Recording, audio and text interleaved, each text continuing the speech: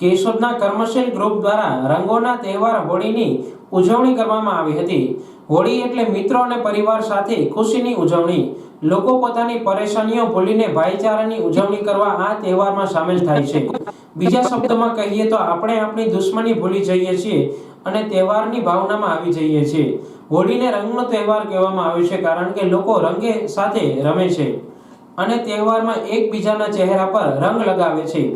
માનવ કલ્યાણ charitable trust સંચાલિત કર્મશીલ group દ્વારા હોળીની ઉજવણી કરવામાં આવતા સવારના પાંજરાપોળે આવેલ કર્મશીલ હોલમાં કર્મશીલના સભ્યો, ટ્રસ્ટીઓ તેમજ વિવિધ સંસ્થાના સભ્યો હોદ્દેદારો દ્વારા ઇકો ફ્રેન્ડલી કલર દ્વારા તિલક કરી ઢોલ શરણાઈના સુરે રેલી સ્વરૂપે શરૂ કરવામાં આવી હતી।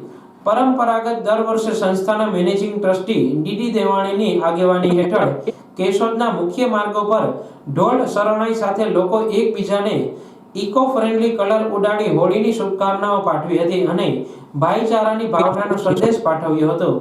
હોળી શોભાયાત્રામાં કેશોદના ધારાસભ્ય દેવાભાઈ માલમ, નગરપાલિકા પ્રમુખ મેહુલ ગોંડલિયા, શહેર ભાજપ પ્રમુખ પ્રવીણભાઈ ભાલારા તેમજ ડોક્ટર્સ, વકીલો, પ્રોફેસરો જોડાયા હતા।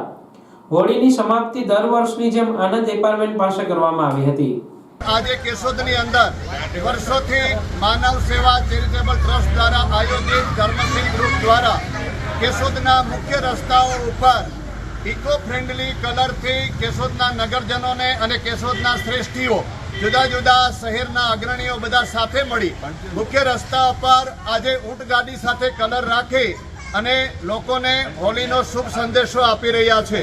તો આપ સૌને પણ હોળીના બીજા દિવસની ધૂળેટીના પર્વની કર્મશીલ ગ્રુપ દ્વારા ખૂબ ખૂબ શુભકામનાઓ। હેપી હોળી।